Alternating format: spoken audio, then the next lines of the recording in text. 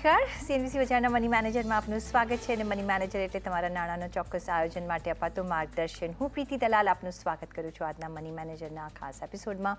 તો બજેટ અને આરબીઆઈની પોલિસી બે મોટી ઇવેન્ટ આપણે પાછલા દિવસોમાં જોઈ, જેમાં ટેક્સમાં રાહત તો વ્યાજદરમાં કાપ પણ જોવા મળ્યો અને આની સાથે રિટેલ રોકાણકાર પર હવે શું અસર પડશે એ સમજવું આપણે જરૂરી બની જતું હોય છે. તો હવે આગળ રોકાણની રણનીતિ કેવી હોવી જોઈએ તે અંગેની આપણે ચર્ચા કરીશું અને આ ચર્ચામાં આપણી સાથે જોડાયા છે ક્રેડન્સ વેલ્થના ફાઉન્ડર અને સીઈઓ કીર્તન શાહ. કીર્તન, ઘણું સ્વાગત છે આપનું. અને મેઇન આપણા ડોમેસ્ટિક ઇવેન્ટ્સ આપણે પાસાર કરી દીધા છે. માર્કેટ ઘણું વોલેટાઇલ છે. કઈ રીતના રોકાણ કરવું એ સમજ નથી પડતું, કારણ કે હવે રિટર્ન્સ આપણા થોડા અફેક્ટ થઈ રહ્યા છે જે રીતના વોલેટાઇલ છે અને માર્કેટના જે વેલ્યુએશન અત્યારના બની રહ્યા છે. પણ જે પણ આપણે ચેન્જીસ જોયા છે બજેટ અને ક્રેડિટ પોલિસીમાં, અને જે થર્ડ ક્વાર્ટર્સના નંબર આવ્યા છે, સેકન્ડ અને થર્ડ ક્વાર્ટર થોડા નરમાશમાં રહ્યા છે. આગળ જતાં આપણે હજી પણ વોલેટાલિટી એક્સપેક્ટ કરી શકીએ છીએ જે રીતના ટ્રમ્પ ટેરિફ વોર ચાલી રહ્યું છે, ગ્લોબલ ક્યુઝ જે રીતના આવી રહ્યા છે. હવે રોકાણકારને, રિટેલ રોકાણકારને એક જ અસમંજસ છે કે હું કઈ રીતના રોકાણ કરું જેથી મારા રિટર્ન્સમાં જે છે એ મને બહુ ફોલ ન થાય ને મને એક રિઝનેબલ રિટર્ન્સ મળી રહે. કઈ રીતના તમે આ ડીકોડ કરશો? પ્રીતિ મેમ, સૌથી પહેલા તો થેન્ક યુ સો મચ મને શો પર ઇન્વાઇટ કરવા માટે. મને એમ લાગે છે તમે થર્ડ ક્વાર્ટર્સના નંબર જોશો તો સેકન્ડ ક્વાર્ટર કરતાં ઘણા બેટર છે. હવે અર્નિંગ્સ રિકવરી પ્રોબેબલી મને એમ લાગે છે હજી એક ક્વાર્ટર દૂર છે, પણ એક ક્વાર્ટરમાં અર્નિંગ્સ એક્સપેક્ટેશન કરતાં બેટર થવાના સ્ટાર્ટ થઈ જશે હોપફુલી અમારા હિસાબે.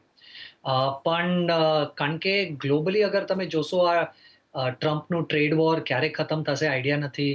Plus at the same time તમે અગર જોશો એફઆઈઆઈઝની સેલિંગ ઇન્ડિયામાં બહુ અગ્રેસિવ છે. એસઆઈપીઝ રેકોર્ડ હાઈ પર સ્ટોપ થાય છે, જેની વજહથી કદાચ ડોમેસ્ટિક ઇન્ફ્લોઝ ઓછા થઈ જાય. તો મને એમ લાગે છે કે આ સમય સ્પેસિફિકલી મિડ અને સ્મોલમાં લમસમ બેટ્સ લેવાનો નથી. મિડ ને સ્મોલમાં અમને એમ લાગે છે વેલ્યુએશન્સ બહુ મોંઘા છે ને એક્સપેન્સિવ છે અત્યારના. એટલે આજે અગર તમારે રોકવો હોય તો સૌથી પહેલા તો 3 થી 5 વર્ષના નજરિયેથી આવવું પડશે મિનિમમ.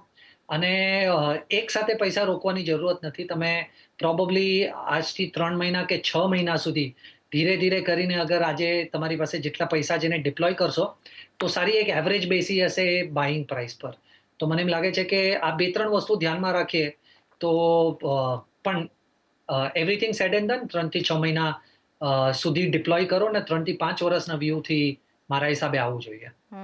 લોંગ ટર્મ માટે આવવું જોઈએ અને એવરી ઘટાડે તમે કરો 3 થી 6 મહિનામાં તમે ધીરે ધીરે એક નિવેશ કરી શકો છો. પણ કયા સેક્ટર્સ તમારા ટોપ પિક રહેશે જે રીતના બજેટરી ચેન્જીસ આવ્યા છે અને ડિસ્પોઝેબલ ઇન્કમ વધારે મૂકી છે હાથમાં, પણ એની ઇફેક્ટ પણ આવતા નેક્સ્ટ ફાઇનાન્શિયલ યર માટે છે ને એની ઇફેક્ટ પણ આવતા થોડી વાર લાગશે જ્યાં સુધી હાથમાં પૈસા બચશે.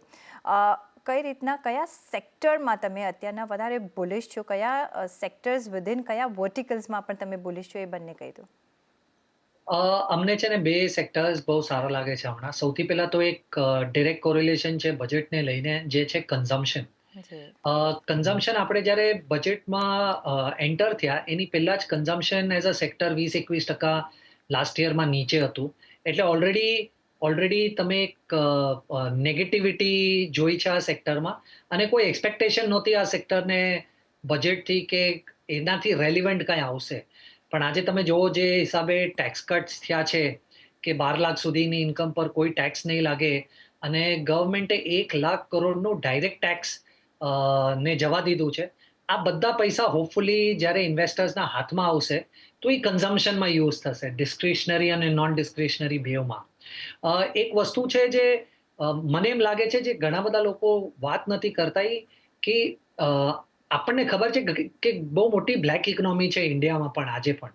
તો જ્યારે 7 લાખ સુધીનું ટેક્સ એક્ઝમ્પ કરેલું ત્યારે કેટલા બધા લોકો 7 લાખ સુધીની ઇન્કમ દેખાડવા લાગ્યા, જેની વજહથી એ બધા પૈસા વાઇટ થઈને બેંક્સમાં આવવા લાગ્યા.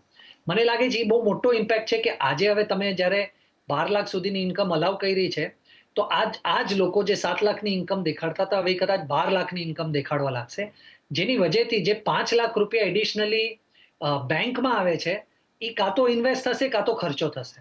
તો મને એમ લાગે છે કે આ ધ્યાનમાં રાખીને આ 2-3 વસ્તુ જે આપણે ડિસ્કસ કરી કન્ઝમ્પશનને બહુ મને એમ લાગે છે આગળના 1-2 વર્ષમાં કન્ઝમ્પશન આ સેક્ટર સારું કરવું જોઈએ. કારણ કે એની પોઝિશનિંગ પણ ખરાબ હતી અને બજેટમાં જે આવ્યું એની વજહથી એમને એડવાન્ટેજ પણ થશે. હમ.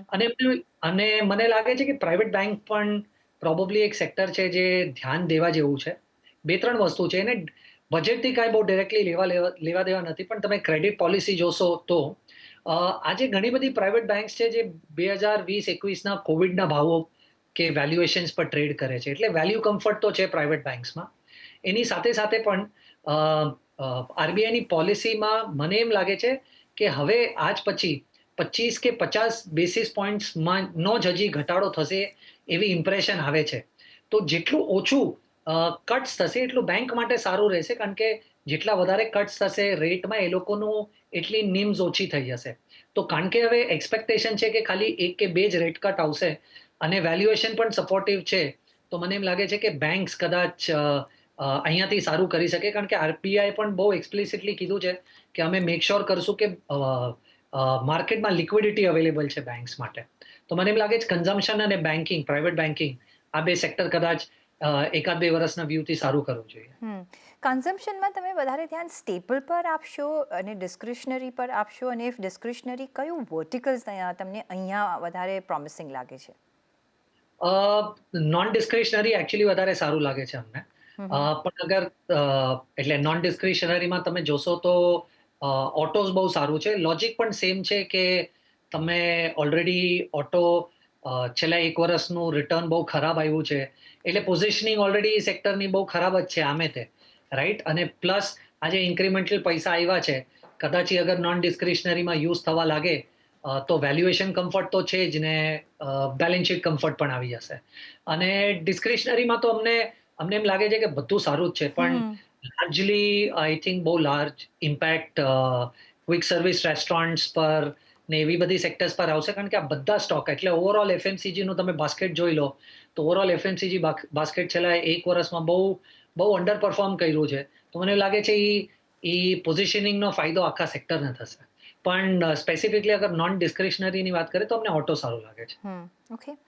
સો ઓટો સેક્ટર, પ્રાઇવેટ બેંક્સ પર તમે ધ્યાન આપી શકો છો. સાથે ગોલ્ડની પ્રાઇસ ઓલ ટાઈમ હાઈ, રૂપી ઓલ ટાઈમ લો, આ ઘણી બધી આપણે ઇફેક્ટ અગેન ગ્લોબલ ક્યુઝથી આપણે જોઈ રહ્યા છે, અને ટ્રમ્પ ટેરિફથી અને ટ્રેડ વોરથી પણ જોઈ રહ્યા છે. શું હજી પણ જો ગોલ્ડમાં ઇન્વેસ્ટ કરવું હોય તો તમે આ લેવલ્સથી પણ ઇન્વેસ્ટ કરશો, કે શું કરવું જોઈએ આગળ જતાં? શું ટ્રીટમેન્ટ કરવી જોઈએ ગોલ્ડ ઇન્વેસ્ટમેન્ટ્સ પર? પ્રીતિભાઈ, મને એમ લાગે છે કે અહીંયાથી ગોલ્ડમાં કદાચ હજી પણ 2-4% અપસાઇડ હોઈ શકે. કદાચ 87,000ના લેવલ્સ ઇન્ડિયામાં દેખાય. પણ મને નથી લાગતું કે એના કરતાં વધારે એક્સપેક્ટેશન ગોલ્ડથી આપણે રાખવી જોઈએ. કારણ કે અમને એમ લાગે છે 2-3 મેઇન રીઝન છે જેની વજહથી ગોલ્ડ પ્રાઇસીસ અહીંયાથી બહુ ઉપર ગયા હતા. એક તો છે ટ્રમ્પનો ટ્રેડ વોર, બીજું રેટ્સ પડવાની જે એક્સપેક્ટેશન હતી જેની વચ્ચેથી યીલ્ડ્સ ઓછી થઈ ગઈ છે, સેન્ટ્રલ બેંકની બાઇંગ અને રૂપીનું ડેપ્રિસિએશન. હવે અમને એમ લાગે છે કે આમાં ખાલી સેન્ટ્રલ બેંકની એક બાઇંગ છે જે કન્ટિન્યુ થશે. બાકી બધી વસ્તુ ઓલરેડી ફેક્ટર્ડ છે. જેવી રીતે રૂપી ડેપ્રિસિએશન, અમને નથી લાગતું અહીંયાથી રૂપી હજી બહુ વધારે વીક થશે. કે 3-6 મહિનામાં મને એમ લાગે છે કે આ ટ્રમ્પનું નવું છે એટલે કદાચ, પણ 3-6 મહિનામાં એ trade wars related policy making પણ બહુ સ્ટેબલ થઈ જશે. તો આ બધું અગર આપણે કન્સિડર કરીએ અને રેટ કટ્સની જેવી રીતે આપણે વાત થઈ, પહેલા એવું એક્સપેક્ટેશન હતું કે 12-18 મહિના કે 24 મહિના સુધી રેટ કટ સાયકલ ચાલશે. પણ હવે એમ લાગે છે કે 25 કે 50 બિપ્સ કરતાં વધારેનો રેટ કટ નહીં આવે. તો મને એમ લાગે છે કે આ બધી વસ્તુ કદાચ હેલ્પ કરશે કે ગોલ્ડ ટોપ આઉટ થઈ જાય. અહીંયાથી 2-5% હજી ઉપર જઈ શકે, પણ એના કરતાં વધારે અમને બહુ લાગતું નથી. અને મે બી હવે યુએસમાં તો કહી રહ્યા છે કે આ નેક્સ્ટ ફાઇનાન્શિયલ યરમાં રેટ કટ ન પણ આવે, પણ આપણે ઓફકોર્સ જગ્યા છે કઈ રીતના ઇન્ફ્લેશન પેન આઉટ થતાં આપણે જોઈએ છીએ એના પર બી નિર્ભર રહેશે. પણ બીજો જે આસ્પેક્ટ છે જે આરબીઆઈ પોલિસીમાં આપણે આવતા જોયો, અને એ છે કે 5% આપણે એક રેટ કટ જોયો આફ્ટર 5 યર્સ મે બી કોવિડ પછી. કઈ રીતના તમે જુઓ છો હવે ફિક્સ ઇન્કમ ગ્રુપ પર કઈ રીતના એની અસર પડી શકે છે? કારણ કે હવે ડેટના પણ જે છે ઇન્ટરેસ્ટ રેટ ફોલ થતા જશે. ભલે આપણે લોન લેવી હોય તો જ્યારે બેંકનો મૂડ આવશે ત્યારે એના લેવલ્સ ઓછા થશે. પણ શું અત્યારના લેવલ્સ પર પણ હજી એડવાઇઝેબલ છે, જે રીતના ઇક્વિટી માર્કેટ ઇઝ ગોઈંગ, જે રીતના આપણા રિટર્ન્સને અફેક્ટ થઈ રહ્યું છે, જે રીતના અસેટ એલોકેશનનો પોર્શન જો આપણે સાચવવો હોય, તો તમને સેક્ટર, એરિયા ગમે to park in the money? મને એમ લાગે છે કે તમે તો સૌથી પહેલા તો એક એસેટ એલોકેશનના એંગલથી જ ઇન્વેસ્ટ કરવું જોઈએ. ફિક્સ્ડ ઇન્કમમાં ટેક્ટિકલ બેટ્સ લઈને બહુ મતલબ નથી, કારણ કે ઘણા બધા લોકોને ફિક્સ્ડ ઇન્કમ એટલું સારી રીતે સમજશે નહીં અને ખોટા ફસાઈ જશે. પણ ફિક્સ્ડ ઇન્કમમાં છેલ્લા એકાદ વર્ષથી આપણે જે શોઝ કરીએ છીએ એમાં બધા શોમાં તમે કદાચ સાંભળ્યું હશે, હું એમ કહેતો હોઈશ કે ડ્યુરેશન વાલી બેટ્સ લો ફિક્સ્ડ ઇન્કમમાં. પણ હવે મને એમ લાગે છે કે ડ્યુરેશન પ્લે ખતમ થઈ ગયો છે, કારણ કે ઇન્ટરેસ્ટ રેટ્સ ઓછી થશે એ એક્સપેક્ટેશનમાં yield's ઓલરેડી બહુ પડી ગઈ હતી. 7.4 થી 7.6 જે yields હતી આજે 6.4 6.5 થઈ ગઈ છે. તો જે રેટ કટની વજહથી yields પડવાની હતી ઓલરેડી પ્રાઇસમાં છે. અને હવે આરબીઆઈ પોલિસીમાં જેવી રીતે આપણે પહેલા પણ વાત કરી, 25-50 બિપ્સ કરતા વધારેનું ફોલ લાગતું નથી. તો મને એમ લાગે છે કે જે ફિક્સ્ડ ઇન્કમમાં લોંગ ડ્યુરેશનનો જે પ્લે હતો, જે હું છેલ્લા એક વર્ષથી કહેતો હતો, એ હવે ખતમ થઈ ગયું છે. હવે તમારે ફિક્સ્ડ ઇન્કમમાં એલોકેટ કરવું હોય તો મને એમ લાગે છે ક્રેડિટ રિસ્ક જેવા ફંડ્સમાં એલોકેટ કરવું જોઈએ, કારણ કે હજી પણ ક્રેડિટ સ્પ્રેડ્સ બહુ સારા છે ઇન્ડિયામાં. તો ખાલી મારો ચેન્જ ઓફ વ્યૂ એ છે કે આટલી આપણે ઇન્ટરવ્યુઝ કરી છેલ્લા એક વર્ષમાં હું ડ્યુરેશનમાં, લોંગ ડ્યુરેશનમાં ઇન્વેસ્ટ કરો કહેતો હતો. હવે મને એમ લાગે છે કે ક્રેડિટ રિસ્ક ફંડ્સમાં ઇન્વેસ્ટ કરવું જોઈએ. ઓકે, તો ક્રેડિટ રિસ્ક ફંડ્સમાં આપણે અત્યારના ઇન્વેસ્ટ કરવું જોઈએ. But having said and having discuss all this things, Kirtan, કઈ રીતના હવે પોર્ટફોલિયો આપણો દેખાવો જોઈએ? જો પોર્ટફોલિયો થોડો ચર્ન કરવો હોય, looking at the situation, looking at the rate cut scenario, looking at the budget, looking at the volatility of the market, તમારું જે તમે નિવેશ કરી રહ્યા છો તમારા ક્લાયન્ટ્સ માટે, કઈ રીતનો, કયા રેશિયોમાં કઈ રીતના એલોકેશન હોવું જોઈએ જેથી આપણને રિટર્ન સારા મળી રહે? બિકોઝ એક સ્ક્રીમ એ પણ રહી છે કે અત્યારના રિટર્ન્સ નથી મળી રહ્યા આપણને. જે લોંગ ટર્મ માટે હું આ નથી વિચારતી, પણ જે મીડિયમ ટર્મથી સ્મોલ ટર્મ માટે પણ આપણે કામકાજ કરતા હોઈએ છીએ, because we think of today and tomorrow also rather then thinking of long term also. તો કઈ રીતના હોલ એન્ડ સોલ આપણો પોર્ટફોલિયો દેખાવો જોઈએ? આઈ થિંક મને એમ લાગે છે કે અગર વ્યૂ શોર્ટ ટર્મ છે તો શોર્ટ ટર્મમાં 3-4 સેક્ટર્સ અમને બહુ સારા લાગે. જેવી રીતે મેં કીધું, અમને ઓટો ગમે છે, અમને હોસ્પિટલ્સ ગમે છે ફાર્મામાં, અમને બેન્કિંગ ગમે છે પ્રાઇવેટ સાઇડ પર, અને અમને કન્ઝ્યુમર ગમે છે. એટલે અગર તમે શોર્ટ ટર્મ માટે નિવેશ કરો છો તો આ 3-4 સેક્ટર્સ અમારા હિસાબે સારા છે. પણ તો પણ એટલીસ્ટ 18-20 મહિનાના વ્યૂથી અગર ચાલો તો સૌથી બેસ્ટ છે, કારણ કે માર્કેટ નિયર ટર્મમાં ઘણું વોલેટાઇલ અમને હજી પણ લાગે છે ગોઈંગ ફોરવર્ડ, જ્યાં સુધી એફઆઈએસની સેલિંગ ખતમ નથી થતી. અને માર્કેટ કેપમાં તમે જુઓ તો અમને મિડ કેપ હજી પણ બહુ અગ્રેસિવલી મોંઘું લાગે છે. તો અમે લોકો તો અત્યારના લાર્જ કેપ અને સ્મોલ કેપ્સમાં આ 3-4 સેક્ટર જે મેં તમને કીધું ત્યાં પોઝિશન છે. પણ આ બહુ ટેક્ટિકલ અને નોલેજેબલ ઇન્વેસ્ટર માટે છે, જેને સમજે છે કે આમાં આ સેક્ટર્સમાં કેવી રીતે બેટ કરવાનું ને કયા સ્ટોક્સ લેવાના ને ક્યારે બહાર નીકળવાનું. પણ મને લાગે છે કે અગર તમે એક રિટેલ ઇન્વેસ્ટર છો જેને બહુ જાણકારી નથી માર્કેટની, તો ફ્લેક્સી કેપ અને લાર્જ કેપ જેવા ફંડ્સમાં આજે તમારે પૈસા રોકવા જોઈએ. એ તમારી માટે શોર્ટ ટર્મની સૌથી બેસ્ટ સ્ટ્રેટેજી છે, કારણ કે મિડ અને સ્મોલ થોડું કદાચ મોંઘું છે. તો ફ્લેક્સી કેપ અને લાર્જ કેપમાં કરવું જોઈએ જો તમને અહીંયા કામકાજ કરતાં ડિરેક્ટલી ન ફાવતું હોય સ્મોલ કેપ મિડ કેપમાં. તો પણ કઈ રીતના તમે એલોકેશન રાખશો બિટવીન લાર્જ, મીડિયમ, સેક્ટર્સ, જો પોર્ટફોલિયો ફિક્સ ઇન્કમમાં, ગોલ્ડ, જો આખું તમારે કેવો અત્યારના આપણો પોર્ટફોલિયો લાગવો જોઈએ, મોટો રેશિયો પ્રમાણે કઈ રીતના આપણે એલોકેશન રાખવું જોઈએ? તો અમે લોકો હમણાં 60% ઇક્વિટી છે ને 40% ડેટ છે. અમે ગોલ્ડમાંથી ધીરે ધીરે કરીને ઝીરો થઈ જઈએ છીએ. તો અત્યારના પણ અમારી પાસે જે 40% ફિક્સ્ડ ઇન્કમ છે એમાં 20% ક્રેડિટ રિસ્ક ફંડ છે ને 20% કોર્પોરેટ બોન્ડ ફંડ્સ છે. એ અમારું પોઝિશનિંગ છે ફિક્સ્ડ ઇન્કમ સાઇડ પર. અને ઇક્વિટી સાઇડ પર અમે લોકો જે 60% છે એમાંથી 45% લાર્જ કેપ છે ને 15% સ્મોલ કેપ છે. આ અમારું એલોકેશન છે.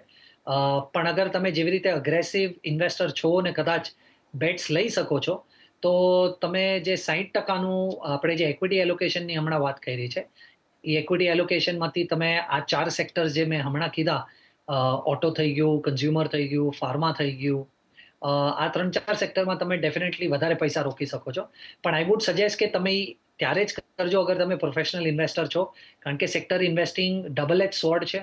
તમારે ના ખાલી ક્યારે જવું પણ નીકળવું પણ બહુ એટલું જ ઇમ્પોર્ટન્ટ છે. જી, તો હા, એન્ટ્રી તો ઇમ્પોર્ટન્ટ છે પણ એમાંથી વધારે એક્ઝિટ ઘણી ઇમ્પોર્ટન્ટ હોતી હોય છે, નહીં તો તમે ફસાઈ શકો છો. તો તમે જો એક્સપર્ટ હો તો જ તમે અહીંયા વધારે એક્સપોઝર કરી શકો છો.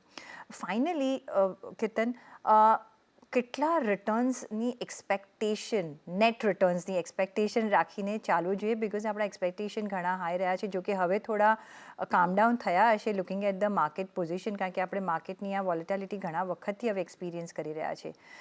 પણ 25-26 માટે કેટલું રિટર્નની એક્સપેક્ટેશન રાખીને આપણે આગળ ચાલવું જોઈએ? બહુ ઓનેસ્ટલી અગર મને 12% મળી હતો તો હું બહુ હા, ખુશ હોઈશ. Net of tax, right? હું તો કહું છું ઇન્ક્લુડિંગ ટેક્સ ઓહ, પણ 12% મળી ગયા તો બહુ ખુશ છું. Okay. Okay. I think actually problem શું થયો છે ને, 2020 થી આપણે ડાઉનફોલ જોયો જ નથી. આપણને એટલે 2020 થી લઈને 2024 ના એન્ડ સુધી, if I am not wrong, સૌથી વર્સ્ટ યર હતું જેમાં આપણને પોઝિટિવ 5.7% રિટર્ન મળેલું. એટલે આપણે વર્ષના એન્ડમાં નેગેટિવ રિટર્ન તો ક્યારે જોયું જ નથી છેલ્લા 4 વર્ષમાં. તો એમ લાગે છે બધી રોંગ એક્સપેક્ટેશન સેટ થઈ ગઈ છે. ઇક્વિટીમાં તમારે 12% થી વધારેની રિટર્ન એક્સપેક્ટેશન આમે તે ના હોવી જોઈએ. માર્કેટ સારું હશે તો એના કરતાં વધારે આપશે, પણ 12% મારા હિસાબે બહુ ફેર એક્સપેક્ટેશન છે. અને દર્શકોના સવાલો લઈશું. અને પહેલો જે સવાલ આવી રહ્યો છે મનીષા રાણાનો છે. એ કહી રહ્યા છે કે એમને એમના પિતા તરફથી 18 લાખની ભેટ મળી છે ને આ રકમ કયા ફંડમાં રોકવી જોઈએ? 5 વર્ષ સુધી આ રકમની એમને જરૂર નથી, તો કેટલા રિટર્નની એક્સપેક્ટેશન રાખીને ક્યાં નિવેશ કરી શકાય? કીર્તન? આઈ થિંક સૌથી પહેલા તો કારણ કે એમની પાસે 5 જ વર્ષ છે, એટલે હું બહુ વધારે સ્મોલ કેપનું એલોકેશન સજેસ્ટ નહીં કરું. લાર્જ અને મિડમાં જ તમારે પૈસા લાર્જલી રોકવા જોઈએ, કારણ કે મારા હિસાબે તમને 7-8 વર્ષની જરૂરત છે અગર સ્મોલ કેપમાં એક્સપોઝર લેવું હોય તો. જેવી રીતે મેં થોડી વાર પહેલા કીધું, મને નથી લાગતું 12%થી વધારેની રિટર્ન એક્સપેક્ટેશનથી તમારે ઇન્વેસ્ટ કરવું જોઈએ. હું તમને 4 ફંડ્સ કહું છું. એ 4 ફંડ્સમાં અગર તમે ઇક્વલી ડિવાઈડ કરી દો તમારા પૈસા તો સૌથી બેસ્ટ છે. PPFAS, flexi cap fund, Kotak India equities opportunity, Axis mid cap અને નિપોન મલ્ટી કેપ. એક સાથે પૂરા પૈસા નહીં નાખી દો. પહેલા બધી એએમસીના તમે લિક્વિડ ફંડમાં નાખજો, ને વીકલી તમે એસટીપી ધીરે ધીરે કરીને over the next 3 month 6 months આ પૂરા પૈસા 4 ફંડ્સમાં ડિપ્લોય કરી દેશો તો 5 વર્ષે મને એમ લાગે છે તમને સારું રિસ્ક એડજસ્ટેડ રિટર્ન કદાચ એક્સપિરિયન્સ કરવા મળશે. ઓકે. નેક્સ્ટ સવાલ કપિલ પટેલનો છે. એ કહી રહ્યા છે કે એમની એન્યુઅલ ઇન્કમ 10.5 લાખ રૂપિયાની છે. કેપિટલ માર્કેટથી કેટલો ગેઇન થશે હજી ખ્યાલ નથી એમને, તો મારા માટે કયો ટેક્સ સ્લેબ સારો રહેશે? આઈ થિંક કદાચ એમનો ક્વેશ્ચન એ છે કે કયા ટેક્સ રેજીમમાં એમણે જવું જોઈએ. Right, right. આઈ થિંક આ નો બ્રેનર છે, એમણે નવા ટેક્સ રેજીમમાં જ જવું જોઈએ. Yes, yes. કારણ કે નવા ટેક્સ રેજીમમાં 12 લાખ સુધી ટેક્સ ફ્રી છે, અને અગર એ સેલરીડ છે તો 12,75,000, કારણ કે બીજું 75,000 નું ડિડક્શન છે. પ્લસ કેપિટલ માર્કેટથી અગર લોંગ ટર્મમાં પણ એમને ગેઇન થશે તો વર્ષનું એ 1,25,000 જે બીજું એડિશનલ એમને જે એક્ઝમ્પશન મળી શકે છે એ અલગ જ છે. તો ન્યૂ ટેક્સ રેજીમમાં જ જવું જોઈએ, નો બ્રેનર છે. તો ન્યૂ ટેક્સ રેજીમમાં જ તમારે જવું જોઈએ, કારણ કે તમારી ઇન્કમ જે છે એ 12 લાખથી ઓછી છે. એટલે તમારે અહીંયા તમારા માટે એ જ બેનિફિશિયલ થશે. ને એના માટે મેં એક સ્પેશિયલ શો પણ કર્યો છે અમારા બીજા એક એક્સપર્ટ સાથે, નિતેશ બુદ્ધદેવ સાથે. જો તમે એ જોશો તો તમને આખું ટેક્સ સ્ટ્રક્ચર તમે ડીકોડ કરી શકશો અને તમને ખબર પડશે કે તમારે કઈ રીતના અહીંયા રોકાણ કરવા જોઈએ. સાથે જ અને કયો રેજીમ તમારે ચૂઝ કરવું જોઈએ. નેક્સ્ટ સવાલ ચિરાગ પાલનપુરીનો આવી રહ્યો છે. એ પૂછી રહ્યા છે કે is it a good time to invest in gold ETF? અને હમણાં જ અમે ચર્ચા કરી છે, પણ જી કીર્તન શું કરવું જોઈએ? મને એમ લાગે છે કે શોર્ટ ટર્મ વ્યૂ 2-5% અહીંયાથી ગોલ્ડ ઉપર જઈ શકે છે, જે મેં પહેલા પણ સમજાવ્યું શોમાં. તો 2-5% માટે તો કોઈ બહુ ઇન્સેન્ટિવ નથી કે આજે તમે શોર્ટ ટર્મમાં ઇન્વેસ્ટ કરો. પણ અગર તમારું લોંગ ટર્મનો વ્યૂ છે તો મને એમ લાગે છે કે નેક્સ્ટ 6 મંથ્સ કે 10 મંથ સુધી ધીરે ધીરે કરીને તમે ગોલ્ડમાં માની લો ₹100 ગોલ્ડ તમારે ખરીદવું છે, તો 10-10 રૂપિયા કરીને નેક્સ્ટ 10 મંથ સુધી અગર તમે સ્પ્લિટ કરી દો અને તમારી પાસે 5-6 વર્ષનું ઇન્વેસ્ટમેન્ટ હોરાઇઝન હશે તો સારું આઉટપુટ મળશે. પણ તમારે અગર એકદમ કરંટ પાસ્ટ ગોલ્ડ પ્રાઇસીસ જોઈને તમને એમ લાગે છે કે આજે નાખીશ ને તરત જ એડવાન્ટેજ મળશે, તો મને લાગે શોર્ટ ટર્મમાં ગોલ્ડ બહુ સારું નહીં કરે.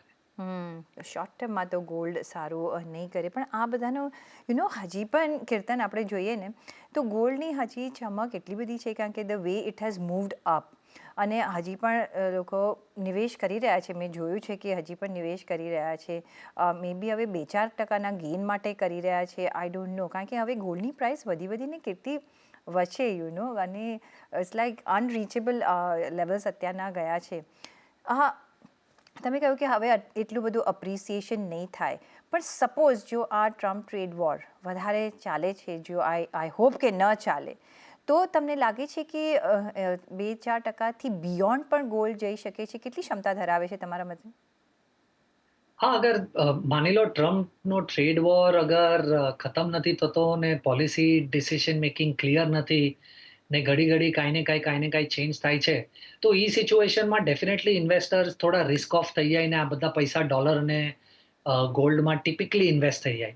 પણ ટ્રેડ વોર કરતાં જે બીજી બધી સિચ્યુએશન્સ છે, એ બીજી બધી સિચ્યુએશન્સ અનફેવરેબલ થાય છે ગોલ્ડને. જેવી રીતે ડેપ્રિસિએશન અમને એમ નથી લાગતું કે અહીંયાથી હજી વધારે થશે, કે ઇન્ટરેસ્ટ રેટ અહીંયાથી એમ નથી લાગતું કે બહુ વધારે પડશે. કારણ કે જો ઇન્ટરેસ્ટ રેટ જ્યારે વધારે પડવાનું હોય તો ફિક્સ્ડ ઇન્કમ ઇન્વેસ્ટરને ઓલ્ટરનેટ્સ જોઈએ, એટલે એ લોકો ગોલ્ડ તરફ ભાગે. હવે અગર ઇન્ટરેસ્ટ રેટ બહુ વધારે નથી પડવાના, તો એ પણ જે આખું લોબી હતી જે ગોલ્ડ તરફ ઇન્વેસ્ટ કરવાની હતી એ પણ નહીં કરે. તો અમને લાગે છે કે ઇવન ઇફ ટ્રેડ વોર અહીંયાથી થોડું ખેંચાશે ને તો પણ બહુ અપસાઇડ નથી. હા, એક જ સૌથી મોટો પ્રોબ્લેમ છે જે છે સેન્ટ્રલ બેંક બાઇંગ.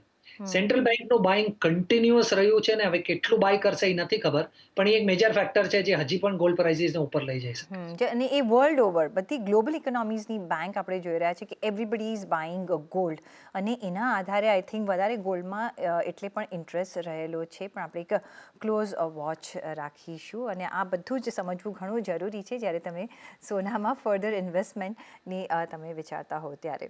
પણ કીર્તન, ઓન ધેટ નોટ ઘણો આભાર તમારો અમારી સાથે આજે જોડાવા બદલ, અને સાથે જ પર્સનલ ફાઇનાન્સના તમારા સવાલ અમને મોકલો. તમારું નામ, શહેર, ઉંમર સાથે ઈમેલ કરો અમને money@nw18.com પર. ફેસબુક પર લખો અમને facebook.com/cnbc-bachar પર.